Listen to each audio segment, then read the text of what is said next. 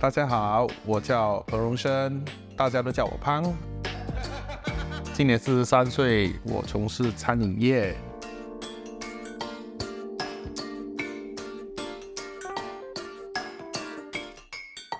在2002年，当时的同事也是我现在的太太，第一次邀请我来教会参加他们的圣诞节活动。2008年，我们结婚了。虽然一路都有陪她来教会，可是我一直都没有相信，因为我全家人都是拜拜的。在2009年，她怀孕了，当时我们非常的兴奋，在半年前就已经开始买婴儿床跟婴儿车。少珍那时候也问我为什么要这么早买，可是就很兴奋嘛，就早就已经买好了。2010年3月31号，我在少珍的办公室附近办职业展，大概12点钟接到他手机打来的一通电话，本来以为是他想约我吃午餐，怎么知道是他的同事打来的，说他在办公室抽搐，然后就晕倒了。我很紧张的跑去他的办公室，看到他昏迷不醒，怎么叫他也没有反应。上了救护车之后，我问救护员为什么不是下去 KK， 救护员对我说，因为这次是妈妈出事了，去 SGH 会比较好。到了医院，医生帮他检查之后说，我们得马上把宝宝抱出来。我就问了医生，才28周，可以抱出来吗？他说没有办法，因为妈妈现在的血压非常高，妈妈很危险，必须得马上抱出来。在推进手术室前，医生跟我说他们会尽全力的救他们两母女，可是如果没办法的话，我会想要救谁？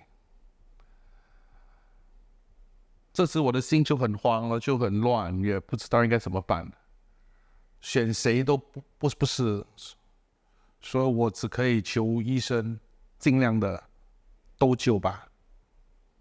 这时家人也来了，牧师也来了，为我们祷告。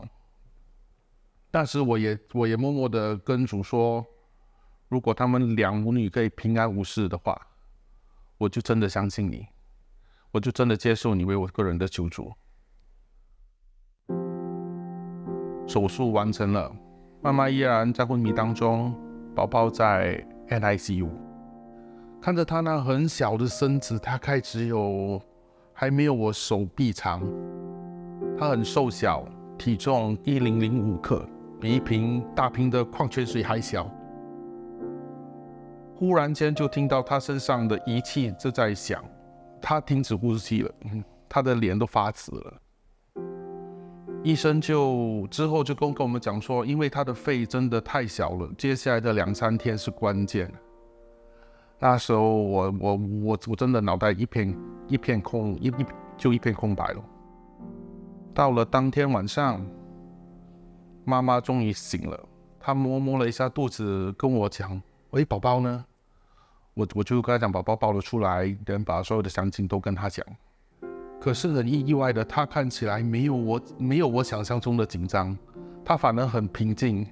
我心里在想，她什么地方来的信心？宝宝在 ICU， 他的体重继续往下掉到大概800克，手上插着很多管，就开始喂食、插管、拔管、喂奶。他不可以喝奶，又在插管，所以当时看到他2只手都插满着针筒，其实心很痛。过了3个月，宝宝长到大概1.8公斤。医生说他可以回家了。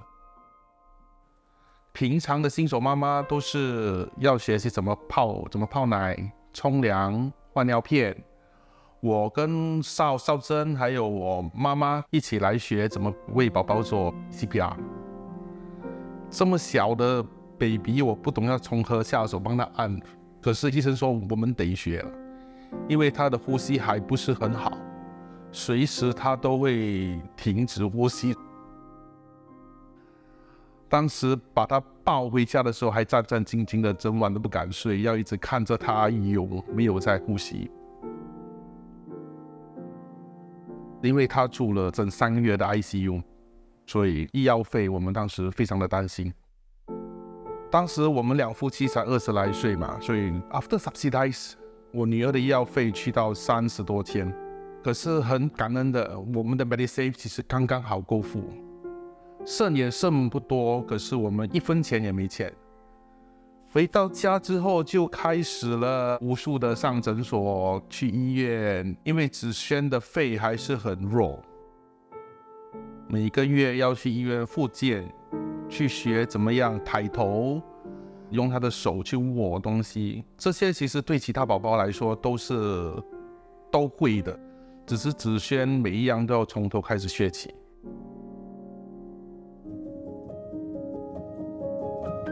2年过后，医生告诉我，少珍其实可以尝试怀第2胎了。其实我们两夫妻都很喜欢小孩子，可是我还是很担心，因为她毕竟还是个高危产妇嘛。少珍的信心满满，还有她的平安，都感染了我。她也让我想起了2年前我对神所许下的承诺。少珍的丈夫盆子轩的好吧。在宝宝出世前的1个月，我正式受浸加入教会。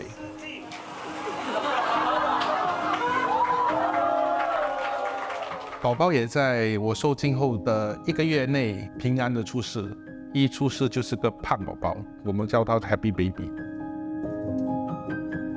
虽然这一路上走来不是那么容易啦，小孩子不舒服，无数的医生，无数的复诊。宝贝生下了，宝贝。可是主的恩典绝对够我用，我什么都不缺。你没有 smiling face？ 我经历了神的爱。这么开心！这是主给我们两夫妻最好的祝福。